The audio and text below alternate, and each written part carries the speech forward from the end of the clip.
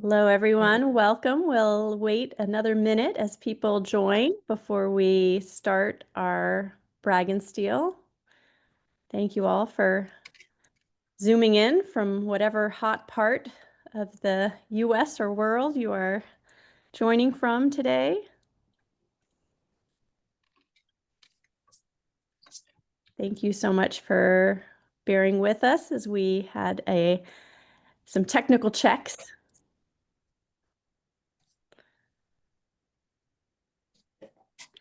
All right, maybe without further ado, I'll say a few words of welcome and then introduce our moderator so we can get started with our very excited program today. My name is Ann Carney, and on behalf of the Aphasia Access Resource Exchange Committee, thank you all so much for being here. We're very excited to have you, and we're very excited for this lineup today.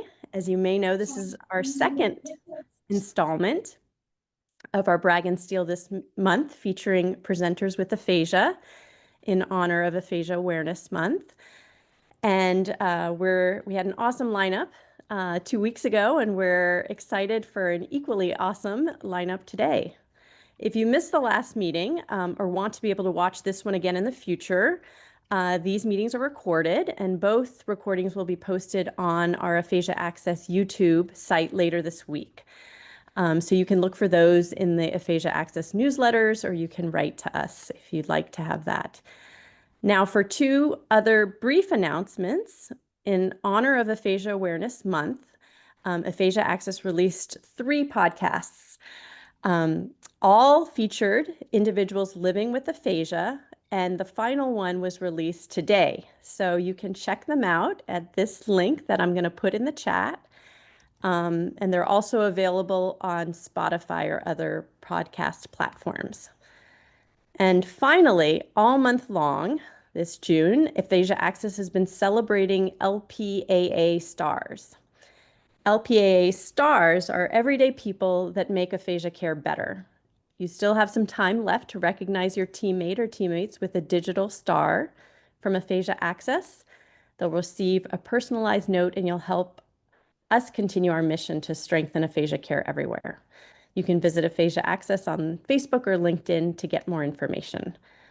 And now I'd like to turn it over to Aphasia Access Resource Exchange Committee member extraordinaire, Jessica Sharon, who is moderating today's program. Thank you again for being with us. Thank you so much, Anne, for that warm welcome. Thanks everyone for being here. I'm going to start by introducing our very first group of speakers. We have Jim Morgan, Nikki Kinnear, and Hetal Shah, who are presenting You Know You're Slurring Your Words. And take it away. Hey everyone, my name is Hetal Shah, and I'm the clinical educator at Hunter College in New York. Nikki is one of our graduate students there. We have the pleasure of working with Jim. He had to travel today, so we will be sharing his video, and I will now let Nikki introduce him. Well, hi everybody. I'm Nikki, and I've been working with Jim since the spring semester, and it has been a wonderful, wonderful experience so far. I work with him both individually and in the Aphasia Gavel Club, and I've learned so much about aphasia along the way. And as a part of our treatment, we follow a life participation approach to set goals collaboratively, and we have consistently adapted those goals to meet his needs. Every week in our Gavel Club, group members share a narrative, and it has been extremely rewarding to be a part of their lives and hear their stories, especially Jim's. I find his story quite fascinating, and I hope you all do too. So here we go.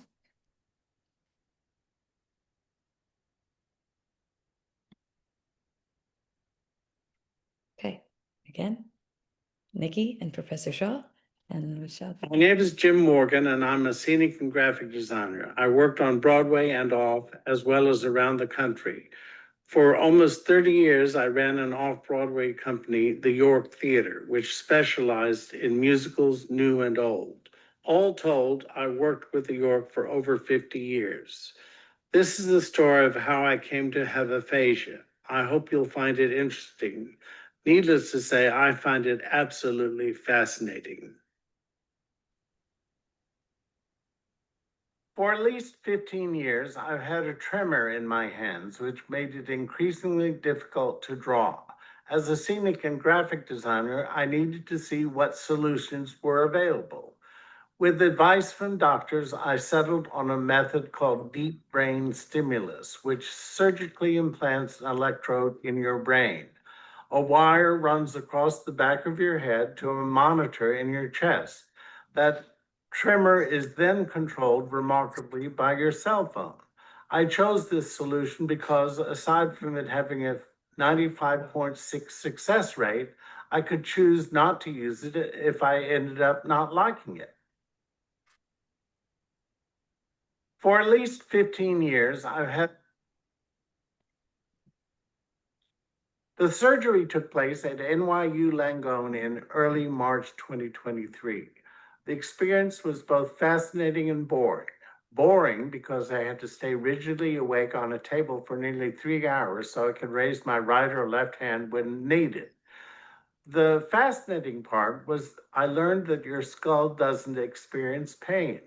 During what felt like an endless time on the table, I became aware of a continuous grinding sound. I realized they were drilling into my head. After 25 minutes, a disembodied voice said, "Well, that went well. Let's get you stitched up."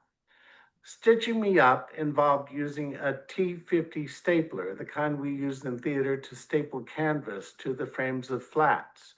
The unmistakable sound started. Ka-chunk, ka-chunk, ka-chunk. A true out-of-body experience. It took me a while to realize that the sound was coming from my head. Again, there was no pain. I ended up with 65 metal staples in the top of my head, and I have the picture to prove it. The rest of my recovery was uneventful. I left the hospital after a day or two and went back to work, with everything slowly returning to normal until 3 weeks into my recovery, an assistant said, "You know, you're slurring your words." I didn't believe him, but shortly thereafter, I realized he was correct. I just wanted to mention here that the slide says 2022 because Jim had told us that it was in 2022. He had misspoke in the video, so it was 2022. The surgery took place at We went to a city MD where I was told, "This is very serious considering what you've just been through. You have to go to a hospital immediately." Luckily, the nearest hospital was NYU Langone, where I had the surgery in the first place. Even more luckily, the doctor who did the operation was on call that night. He was very concerned and said, "I've never seen it behave this way before. We may have to take out everything we put in." In the morning, he was slightly more hopeful and said he could wait on removing everything a little longer. In the end, I was in the hospital for over a week and then rehab for 3 weeks.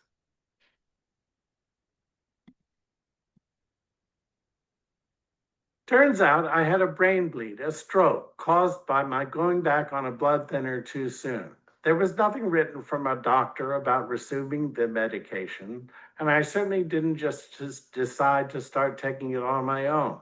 How it happened will just remain a mystery, I guess. My recovery continued, and so did life, but now with aphasia. I knew about aphasia from a dear friend having it about 10 years before.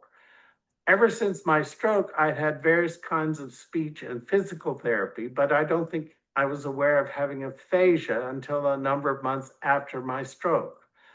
I certainly don't recall anyone telling me what aphasia was or how it would affect me. One day, our theater was doing a reading of a new musical, and I went over to congratulate the director, a friend. While catching up, he said, "Oh, I didn't know you had a stroke. You should talk to Emily." Emily, his wife, had worked for us as a singer, actor, and was well known in the business. He said, "She's now a speech therapist at Hunter College. She's here today. Say hi." I did, and she told me about the Aphasia Narratives group at Hunter. I've been a member ever since, almost 3 years. It has really been a godsend.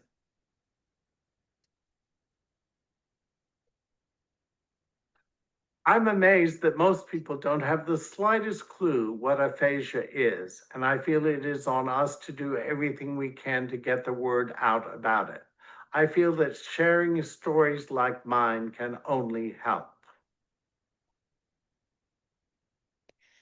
So the challenges that we have here are I worry that people may not follow me when I talk. And what helps is that he advocates for himself by disclosing that he has aphasia, by using a script. I've had a stroke almost 3 years ago. I have aphasia, so I may not speak the way I'd like to, but I'm not drunk.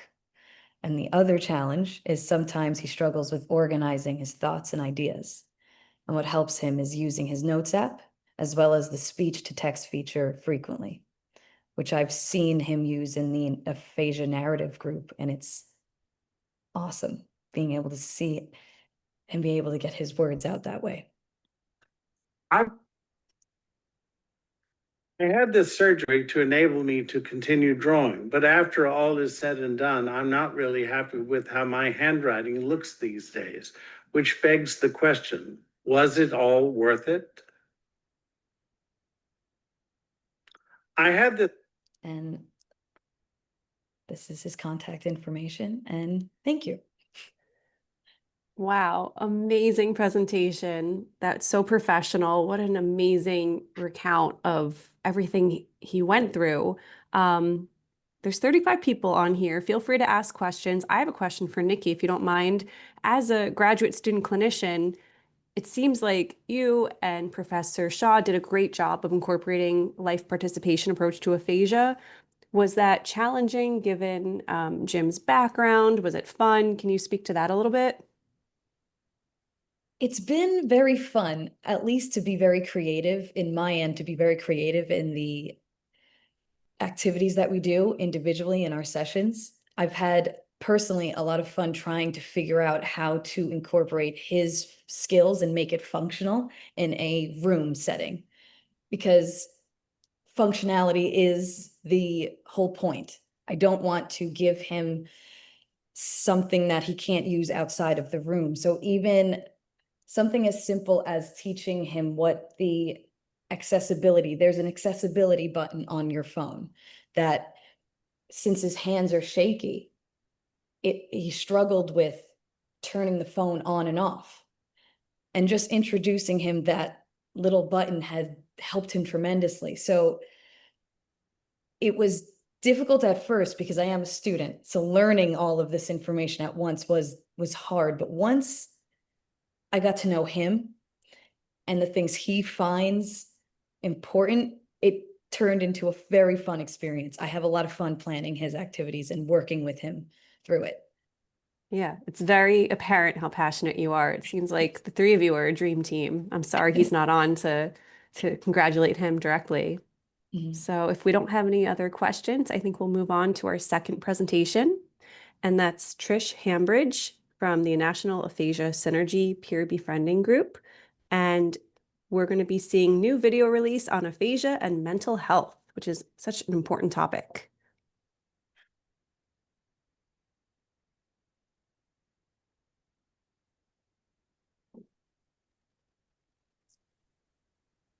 Hi, I'm Trish. When I had my stroke, the speech therapist treat my talking, understand, reading, and writing. No one talk about with our people with aphasia about mental health and how it affect aphasia. 3 years ago, I start National Aphasia Synergy to bring attention to mental health. I'm lucky to have good support. My family and friends help me thrive. Having a good team with me support my mental health, and in results helps my communication. We are coming together because we see there's a need to talk about mental health. Talking with when you have aphasia is difficult, but talking about difficult topic should not ignore. NAS is releasing a new video to increase awareness of mental health, struggling with aphasia, and provide tips for living at a happier, fuller life. Few clips. Roll the tapes. No two people with aphasia are the same. Aphasia is different for everyone, and it affects more than just the person who has it. It affects their family, friends, and loved ones. For more information about aphasia, check out this QR code for a list of websites and resources.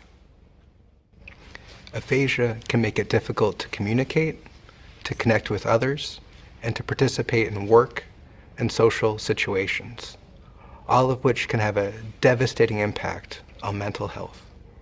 The research shows that about 40 to 60% of stroke survivors with aphasia experience chronic depression. Over 40% experience anxiety, and up to 93% experience high levels of psychological distress early in recovery. If you're experiencing struggles with your mental health after aphasia, it's incredibly common. It can be a vicious cycle. For example, the experience of struggling to communicate can be incredibly distressing, leading people to withdraw and experience social isolation. This in turn means that they have less opportunities to communicate and to practice and generalize the language and skills they can gain from participating in aphasia therapy. Emotional responses also impact aphasia. Many people with aphasia say that strong emotions makes it harder for them to talk. In fact, this has been shown empirically. Strong emotional responses interferes with naming ability for people with aphasia, especially when those emotional responses are negative. Work in our lab has shown that when there is noise in the background, it's harder for people with aphasia to talk and for the information that they come up with to be meaningful. Others have shown that fatigue can make it harder for people with aphasia to find the words.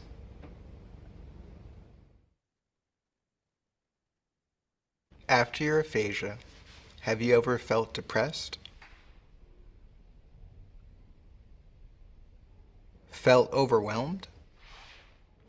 If you or someone you know has aphasia, you may have heard of the term neuroplasticity. In plain terms, neuroplasticity refers to the brain's capacity to regain lost skills like speaking in long sentences and to learn new skills. After a brain injury, the brain will work to repair old connections and build new connections. With aphasia, repairing and building these connections can help to improve your ability to communicate in everyday life. So, the brain's capacity for change is very important. Research has found that the well-known mental health treatment called cognitive behavioral therapy, or CBT, can actually modulate or increase the brain's capacity for change, its plasticity. Therefore, participating in mental health services can actually help facilitate or improve the brain's ability to repair old connections and build new connections through aphasia rehabilitation. We know that aphasia affects more than just communication. The Aphasia Institute in Toronto offers a free online training called Supported Conversation for Adults with Aphasia. This resource can be shared with family, friends, and medical professionals to better converse with people living with aphasia and to better understand their lived experience. Well, the tips I have for my aphasia, what really helped me was leaning into support groups and finding out there were other people that had aphasia to help me through my journey. I learned that it's okay to say to the waitress or the banker or to whoever I'm speaking to, say that I have aphasia. Please bear with me, and that helped me to get my words out. That's it. That's it. Woohoo! Yeah. Thank you. Great job, everyone. Okay. Thank you so much, Trish. What an impactful presentation. For the sake of time, we're going to move right on to our third presentation from Benita Mangalam, or Ma, Discovering Changes in Identity After Stroke.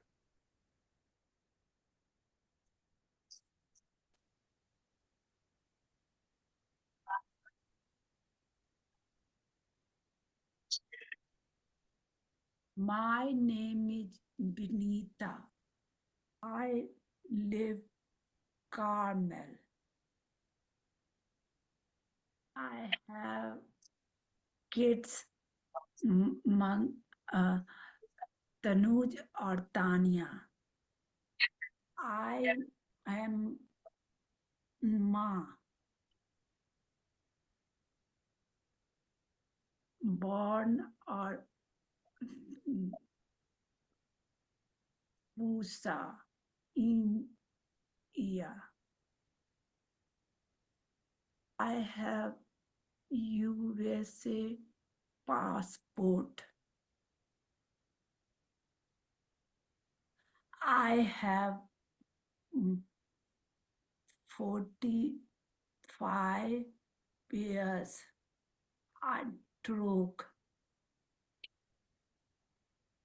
I have Aphasia or Praxia. Don't know why. I speak Mathli, Hindi, English. Aphasia hard all of them. People think I don't know because Aphasia hard. Words come out Mathli, Hindi or mix. I lose control. Aphasia. Talk hard because of Praxia. I read this friends on my phone. I practice phoning or Google Lens. I have photo. Select Word document. Google read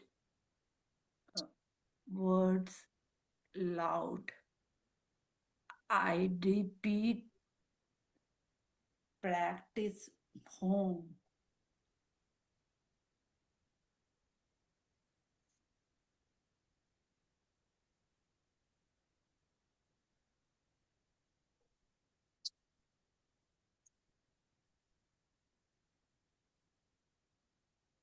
We went to 3 art museums.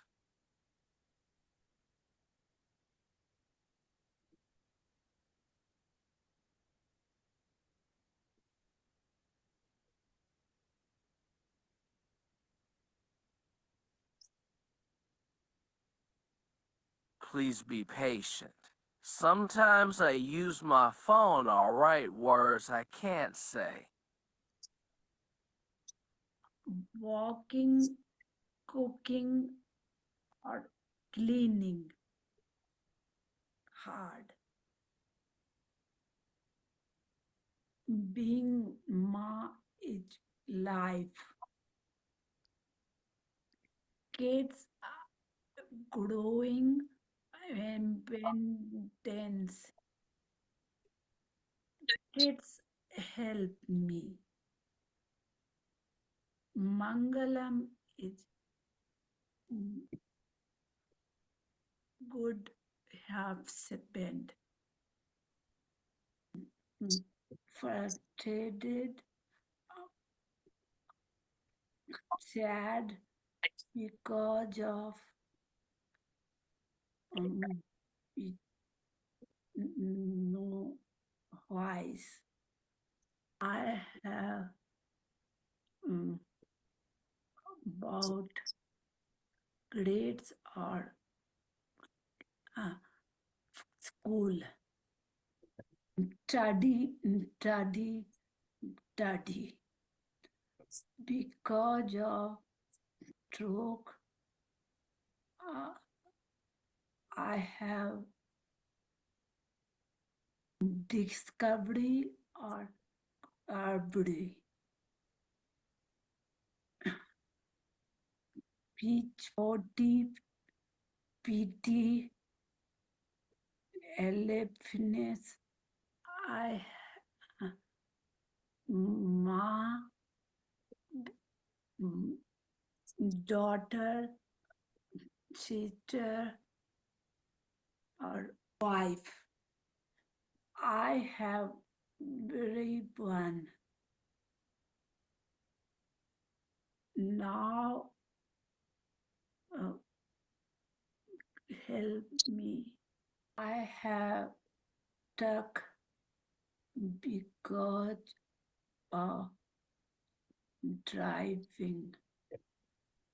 Rama, Bina, Binita, friends,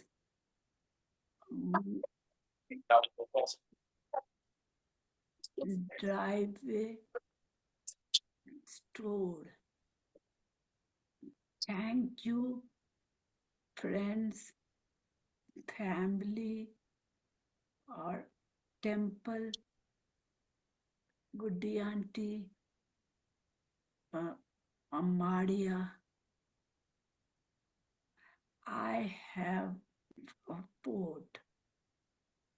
Thank you. Amazing. Really well done. I really love that discovery and recovery. So impactful, so powerful. All right, let's move on to the next one. We have Bruce Farrell, Aphasia Talks, the power of speaking out through a podcast. Take it away, Bruce.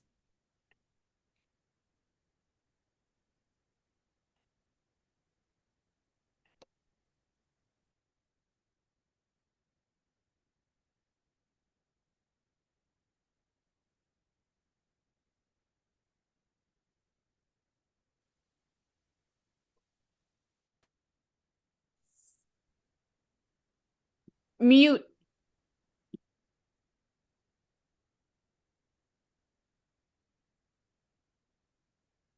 Sorry. Anyway, I'm doing this because this is Aphasia Talks, the power of speaking through a podcast. Just to give you a little background, I have aphasia. It sucks.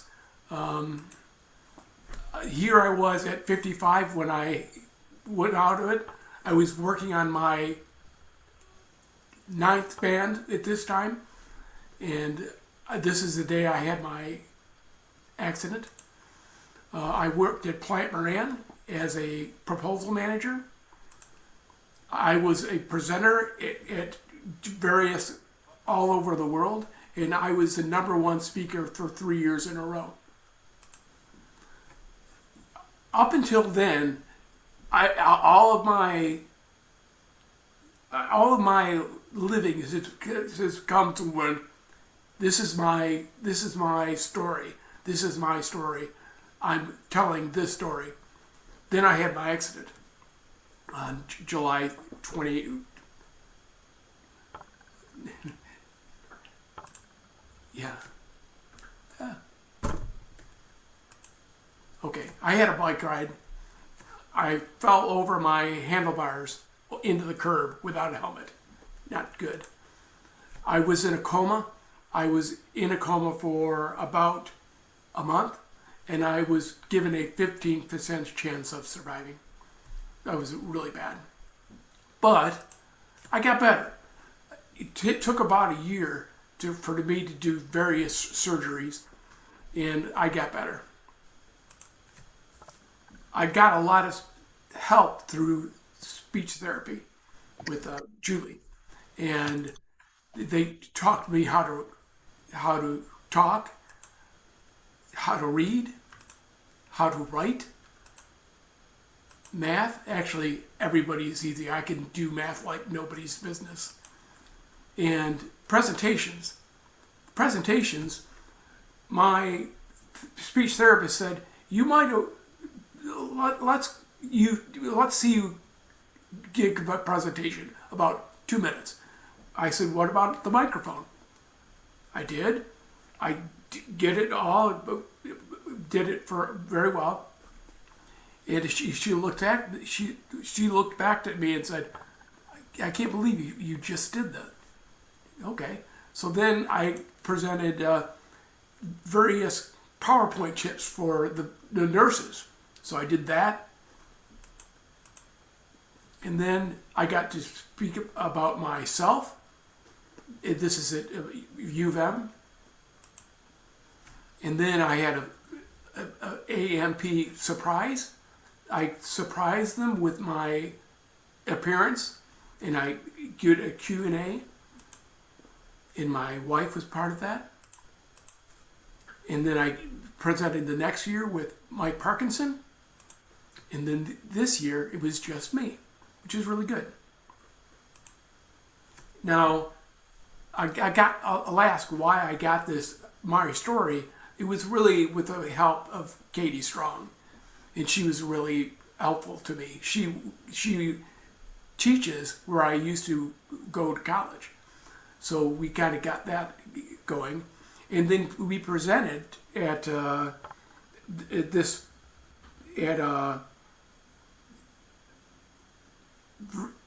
brain injuries in Michigan, in Lansing, which was really good. And then we got it again at Central Michigan University. But what about a podcast?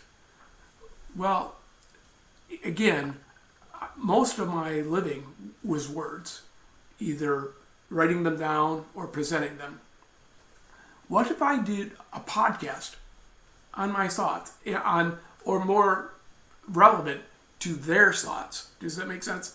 So this year, I had Aphasia Talks, and I did the first one with Katie Strong, and we didn't talk about me, we talk about her. Why did you become an expert on aphasia? What made that tick? What aha moments have you had with other people? And we also got help from our two therapists, Kaylee Collins and Amy Long, and they really did a good job. So next year, this week, I had my second with Gordon Guinness. He's in there now, and later this week I'll be going with Julie Mendelson, and that's about it.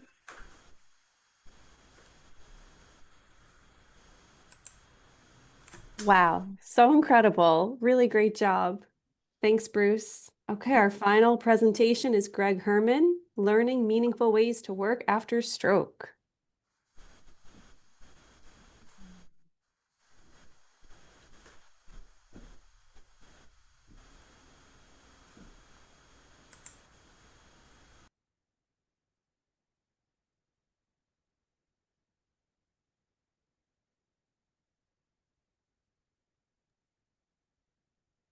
Okay.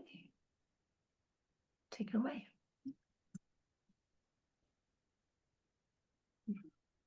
I am Reg.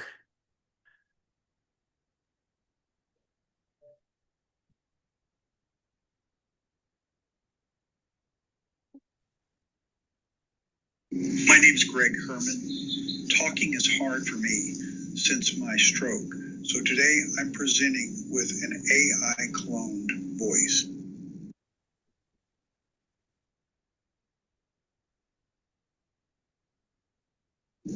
Before my stroke, I worked for the U.S. Department of Homeland Security. In the next slides, I'll give more details about this job.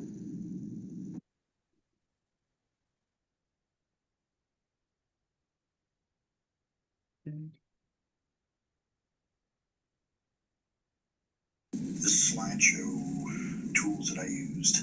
This is a backpack detector that communicated radiation to the phone.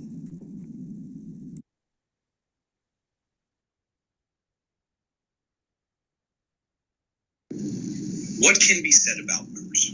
This advanced system of nuclear detection was utilized in our field on a regular basis.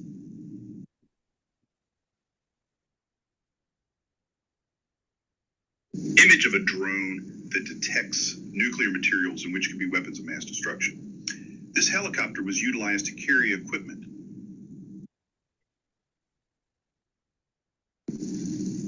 Airport security has greatly changed since the terror attacks of 9/11. It is imperative for Homeland Security to be proactive and not only search persons checking in for flights, but airplanes and luggage.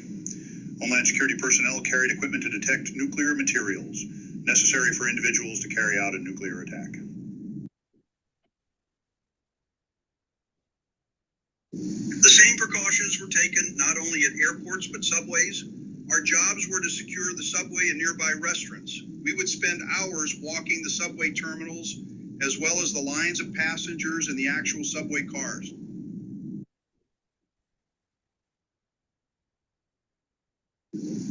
A large part of my role with Homeland Security was working with the port system. As we know, the United States is a huge importer of goods from other countries. Homeland Security was responsible for searching yachts, vessels, as well as cargo shipping containers. Not only were we looking for nuclear materials, but drugs, nuclear bombs, and yes, humans that were being trafficked. It was a daunting task, but rewarding.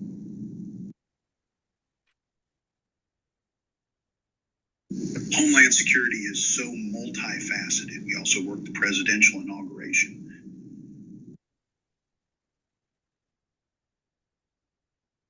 In 2020, I started my own company part-time. We do annual regulatory radiation surveys.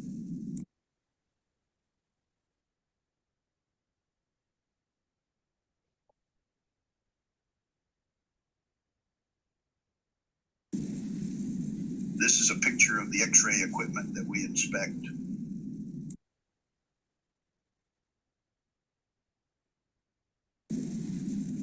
This is the survey equipment we use to check the dose radiation rate of the equipment.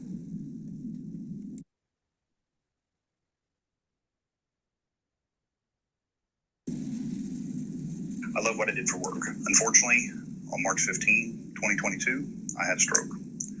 My sister Amy called the police. They found me on the floor in the hallway. I was in the hospital in New Jersey until April 5th, 2022. Then I came to Pittsburgh to do my rehabilitation close to family. I want to stay close to family, so in August 2022, I sold my home in New Jersey.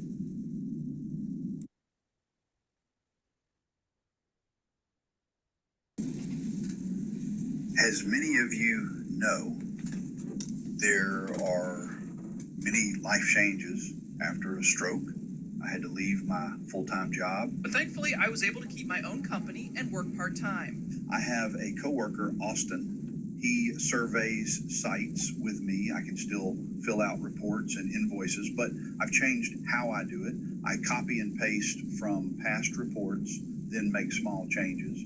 For invoices, can still put them together. My son Bryce helps to call companies, send reports and invoices, and schedule with Austin. I'm just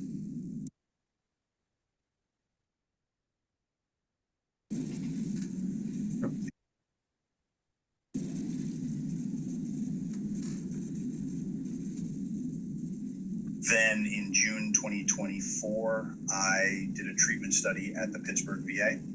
Afterwards, I asked the researchers if I could help out. Now it has turned into a job. I help with the brain imaging studies and trace lesions for functional MRI studies. There are pictures on the next slides to show what this.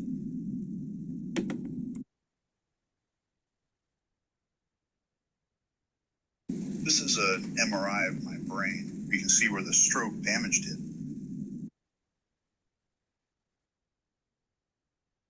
This is what lesion tracing looks like. I fill in the areas that are damaged. You have to do this on many, many individual images. Just doing one person's brain takes about 16 hours. As you can see, mine is not finished yet.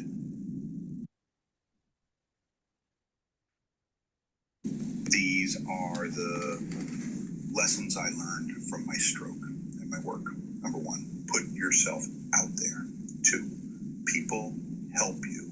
3, being connected or belonging is important. 4, being in a workplace gives me community. 5, communication is key. 6, my son Bryce understands me, but it can take a long time, and sometimes we have to just leave it.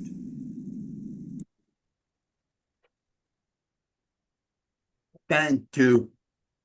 Incredible. Wow, that was so professional. I had no idea about all those technical aspects of your job. It's amazing work.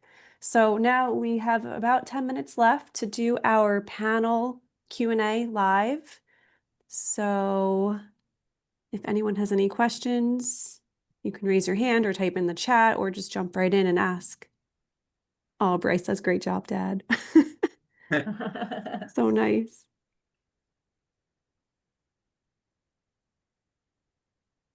I have a question about that AI voice bank. Could you speak to that a little bit? You want? Yeah. So I'll start by telling people maybe where we found out about it. And So Greg actually attended the Aphasia Access Leadership Summit. That was in Pittsburgh this year. And it was a brag and steal there that someone had said that they had used an AI voice to help with the speech. They were working with a former dean of a college, and he gave a speech and wanted to give the speech in his own voice. And I can share the link. It's from 11 Labs. Yep. 11 Labs is the name of the company. And there is a subscription. It's like $5 a month. But you can put in text and then it will create the voice for you. And I asked Greg after we did it what he thought of it. And what do you think, Greg? Yeah. Wow. I'm sure a lot of people would be willing to pay a lot more than that to have their voice. Theirs, it's so personal. I just think that's so incredible. Thank you for sharing that resource. Thank you so much to all the presenters. They were really excellent presentations. And Trish, I have a question for you about the wonderful video you shared. Do you have a link to that? I looked for it on the National Aphasia Synergy website, and I couldn't find it. Do you have it? Is it ready to? Well, 1 week. 1 week. In 1 week. Sorry. You probably said that, and I was too excited. I was No. chomping at the bit to share it already. Yeah, my chat is the. Trish just shared something. Yeah. Okay. Fantastic. And someone asked to please put the resource to the 11 Labs in the chat.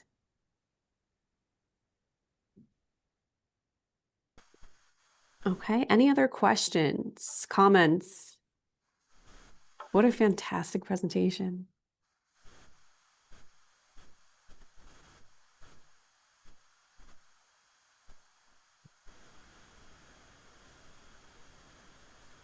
Hello. Jessica, and how often do you meet? Or this is a special program? For the Bragg and Steel? Yes. Do you meet monthly or? So it's evolving. I think right in the pandemic, we did them 3 or 4 times a year. And now I think we're landing on at least 1 or 2 during Aphasia Awareness Month in June, since it's such a special month and we have so many great advocacy and resource specialists here presenting. And then we probably do at least one more virtual one, I think is our hope. And then every other year, there's a live Bragg and Steel at the Aphasia Access Leadership Summit. So it's still a bit of a moving target, but one of the great things that we have is in our Aphasia Access YouTube channel, we have recordings of the past Bragg and Steels, so you can see the past presentations as well. Thank you. I think there are a lot of positive comments in the chat, congratulating the presenters. And I see the resource from Greg and Miranda on 11 Labs. There's a question from Ellen Bernstein Ellis. Trish, what is next for National Aphasia Synergy? I'm still the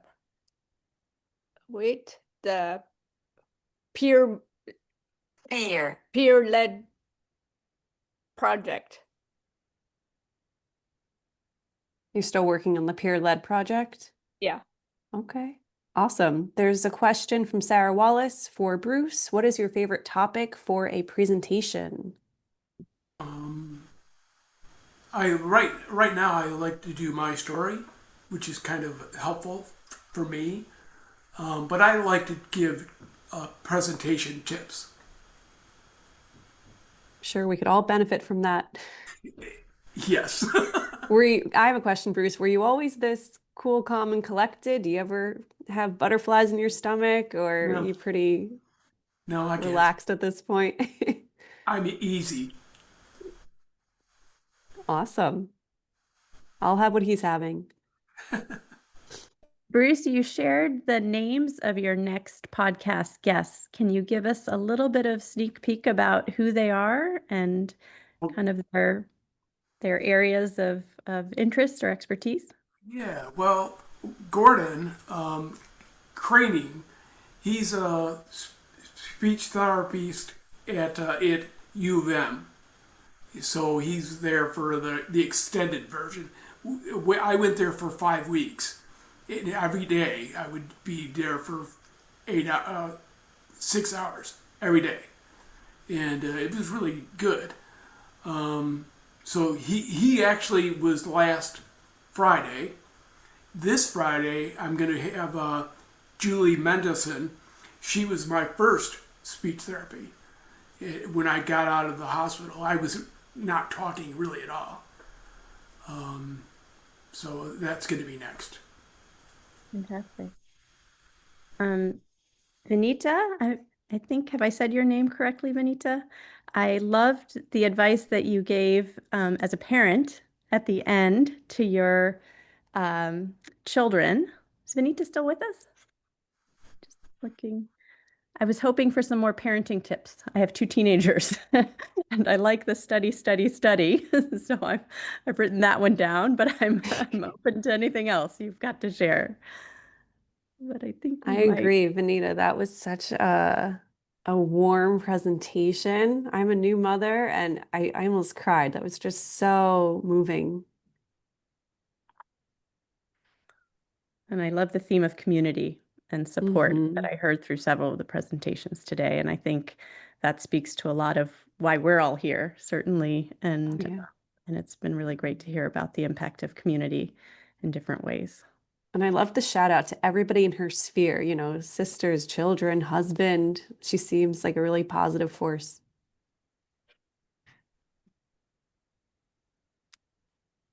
All right. Well, if she comes on, you can feel free to jump in with some feedback.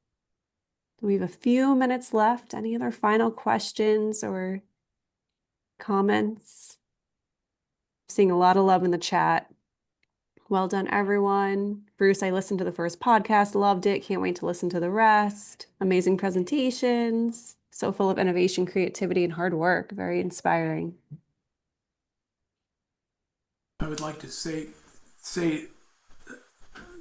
thank you to all of you.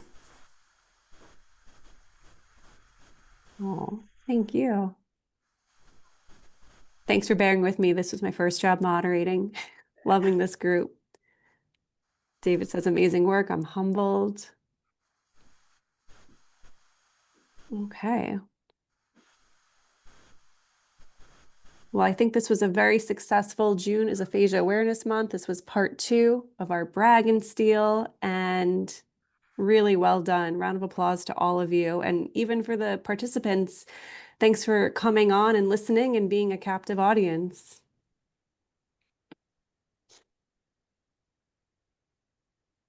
Okay, very good. Thank you so much. Thanks, everyone. Thanks. Have a Bye. great day. Stay cool. See you next time. Thank you.